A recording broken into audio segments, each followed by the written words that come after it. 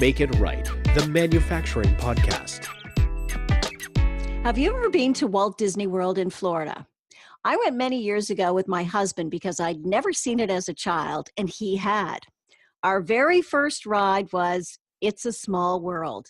And to this day, that song goes round and round in my head when people talk about culture. And it was playing in my head when I saw a recent post from Manufacturing Guy Kevin Snook about the positive impact diversity was having on factories in the UK. It is a small world after all. So this week on the Make It Right podcast, Kevin joins me to talk about what he saw in the UK and why it resonated so strongly with him at the time. So welcome back to the show, Kevin. Thank you very much, Janet. So tell me, that video that you shot when you were in the UK, you were talking about the value of diversity in the workplace. What was it that you saw in those factories in the UK that prompted you to actually do that video? Yeah, well, I was quite taken aback. I've been out of the UK now for 23 years, working around the world, predominantly in Asia. And then when I go back and, I see the UK, I obviously have a lot of homecoming feelings. But one of the things that struck me this time was that each factory that I went into was incredibly diverse.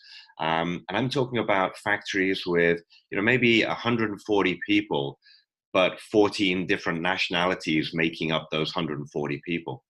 And that brings all sorts of unique challenges with it. But what also struck me was the great opportunity we have to learn from so many different people, so many different cultures, so many different point of view. And it was quite compelling for me. And I felt as I was walking through, actually I was walking through London at the time, I felt like it was just a great point that I wanted to be able to make. The manufacturing environment is changing, not only in the UK, but around the world. And diversity is a major player in that. So what age group did you see the most diversity in? Well, it was across the board. There were people who were new hires, new starts, working on the factory floor. There were quite senior people in the executive team from a variety of different countries as well. So it wasn't only one particular age group that seems to have been coming into the UK.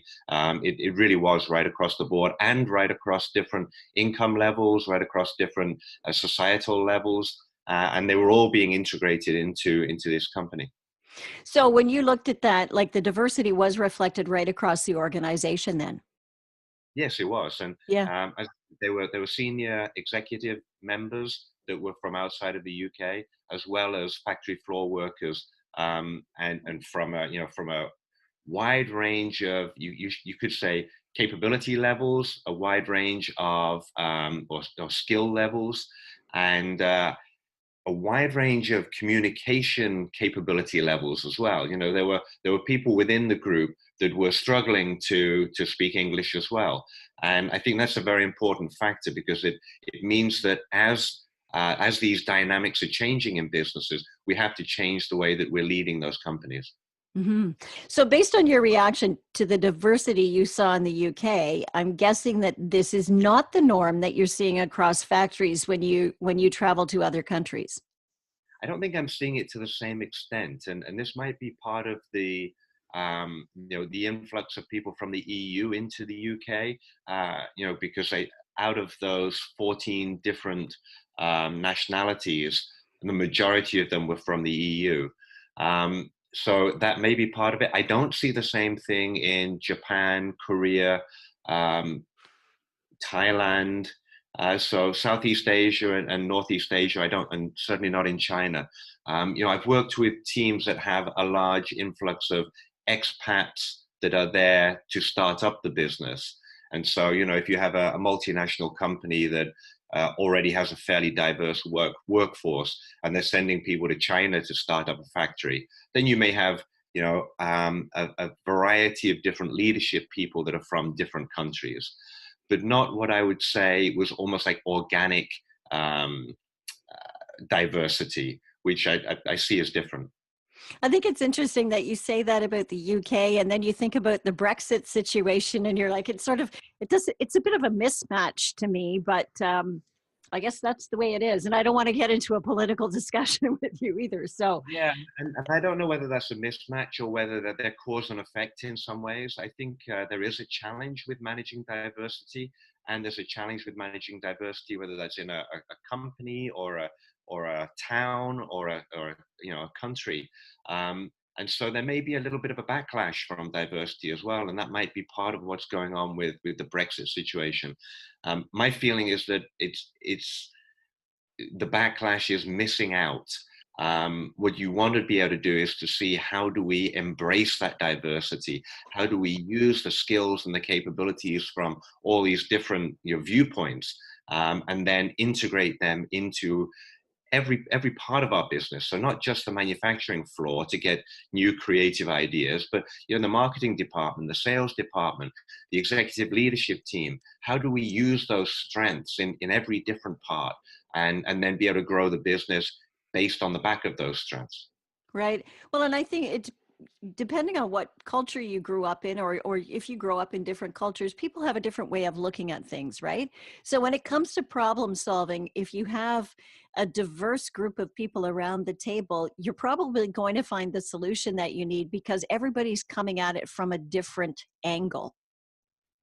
Absolutely. And, you know, I'll use one example. The the operations leader of this company is a lady from Bulgaria, and she originally had no real formal education, because she was in a difficult situation in Bulgaria, and in the end had to emigrate from that country, and has grown, learned by doing things in many different companies, many different cultures, and that's a huge amount of experience that can be positively integrated into the way that the company does things. You know, if everybody is, let me say, for example, if everybody is a white male, you know, college educated with the same kind of engineering degree, you're going to get very similar solutions. Whereas if you can integrate all of these different viewpoints in a way that values the individual for the skills that the individual brings to the table, I think you're going to come up with much better solutions. hmm I was reading an article on the positive impact that diversity has, and there were a bunch of bullet points, but one of them was, of course, improves cultural insights, the value of exposing individuals to experiences with multiple perspectives and worldviews. But the thing that I thought was fascinating was that it said there's increased productivity, there's increased creativity, increased profits, improved employee engagement, reduced employee turnover, because when companies recruit from a diverse set of potential employees, they're more likely to hire the best of the best at that point. And then, of course, there's improved company reputation and just simply a wider range of skills. So diversity does bring a huge benefit, like a financial benefit, as well as just like a people benefit to the table. I think there's the opportunity for it to do that. I think if you close down to it and try to lead the company in the way that you've always led the company, I think that's difficult to generate the benefits from that. For example, if you have many people that are not highly capable of speaking your native language, then you have to figure out better ways to communicate with that organization. You know, in the recent times, the ability to do video, annotated video, very quick translations for everything. There are ways that the CEO or the senior leaders can communicate in many different languages to their team and help that team feel like they're a real team member. Just because their first language is Spanish and not English, it doesn't mean that you can't be communicating in their language. So there's easy ways to integrate people of different cultures as well. And, you know, I'm talking a lot about diversity of country, of nationality, but, you know, in the past, diversity was quite, you know, quite often considered men and women, hmm or blacks and whites. You know, that there was these colors and racial stereotypes that were put on top of diversity. I think it's becoming much more of a wide subject now, and we have to look at simple ways to communicate throughout the organization to get the key messages and make sure that the whole organization is aligned, whatever their, you know, sex and nationality and race and all the other things that are that are key there. Simplicity is a key leadership attribute. And so if we can find a way to simplify our message, that's good not only for the native speakers, but for everybody in the organization. Hmm. So if simplicity is one of the keys, what is the process? How do you get started down this path to diversity? Well, I think if you're positively looking for diversity, then it's really a matter of being merit-based, opening up your recruitment systems to allow more people to walk in through the door and find out what is their attitude. I think in recruiting, attitude is as important as skill set. And what you want to do is you want to find people that have the right attitude that's going to drive your company forward. But all the way through depending on the size of the organization, all the way through the organization, you need to make sure that people are open and they're not carrying their own prejudices around with them. Now, I'm not an expert on, diversity, so I don't feel like I'm in a position to say precisely what's the right way to change people's mindsets. But what I do see is the benefits of it, and when people can open up, you get great, you do get benefits from it. Let me give you an example. In one of my businesses here in Asia, I hired a transgender person as my personal assistant, and it was considered to be completely ridiculous. The amount of negative comments that I got for doing that, but Really? she was the best person for the job. And when I had interviewed about 15 people, and she clearly stood out with the right skill sets, attitude, merits, everything. And I was strongly advised not to take that person on as my personal assistant, which means that there are still prejudices in businesses, and we have to make sure that those prejudices are, in a way, they're brought to the table. It's okay to have that discussion. That's just like any other discussion in business. We want to have that discussion openly, and then we want to be able to find a way to align the team as we walk out the door to to a decision that aligns with the values and the principles of the company. How do you nip that negativity right at the start? How do you bring everybody around and say, well, and how do you manage through the situation you were in? It's like, they're the best person for the job. We need this skill set. Like, I don't know. Like, how do you nip the negativity at the start? Well, for me, it's all about coming back to your own personal values. And I think for every business leader, they need to look at their own personal values. Self-awareness is a massive part of that. What are my own personal values, and what's going to help this company move forward in the best way? One of the ones for me is that we treat everybody as an individual. And so just as my comments around hiring my personal assistant were exactly the same as they would have been to an engineer on the production floor. That is, I need you in your position because of the skill set that you have, not because of who you are in terms of where you were lucky enough to be born or which university you went to or whatever.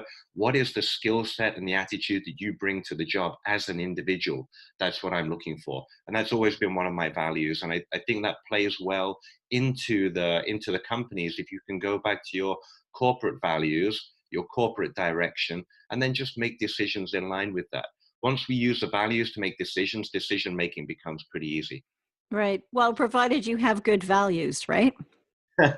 Yes, and I think that's selection, right? I think there's certain companies that are built on perhaps not the right values, and hopefully they're short lived. And the ones that have enduring values are the ones that continue to progress.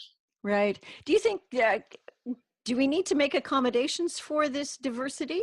I mean, I've been working in Canada for years. This is the way work has been for years, so you don't realize that there's some cultural things that are ingrained in the way we do things that might bother people of other cultures, right? So, Yeah. and I bring that up because, I mean, when we were going to school, we always sang "God Save the Queen." Well, some people Yeah. take offense to that sort of thing. So is it necessary to make accommodations? Well, I think it's always necessary to make accommodations for the group. I don't mean that we shouldn't be talking about Christmas in England because people don't like the word Christ. I think there are levels that you go to. And again, this goes back to the family values.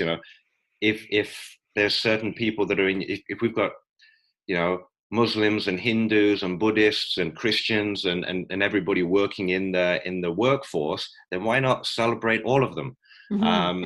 Rather than are not allowed to be celebrating one, let's be celebrating all. And I think most workplaces don't have enough of a celebratory recognition culture anyway. What a great way to be able to build teamwork, build camaraderie, educate people. The more we understand about different cultures and where they came from, the opportunity is there to learn from them and then to take the very best from them.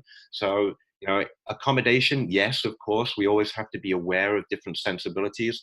But in my mind, that's all about driving inclusiveness rather than divisiveness. Mm-hmm. Well, after all, it is a small world and we are all mixing up and people are moving all over the world all the time now. And we just need to learn to get along and appreciate what everybody else brings to the table. Yeah, and if you look at from a helicopter point of view, over the last 200,000 years, everybody's becoming more and more diverse, more and more mixed. It's the way that the world is going. There are some factors now that I think are trying to close that down, but the natural situation is that it's going to continue to become more diverse. What I'd like to see from manufacturing leaders is that we start to embrace that diversity more and use the benefits of it to help everybody. Great. Well, Kevin, thank you very much. We're out of time, but keep your eye out on what you see out there and let's see where we see some more diversity. Thank you. Okay. That is our show for today. It is a small world after all. Walt Disney was right. Thanks very much for listening to the Make It Right podcast. And until next time, you can check us out on Twitter, LinkedIn, and Facebook. And you can subscribe to the podcast at iTunes, Google Play, Stitcher, and Spotify.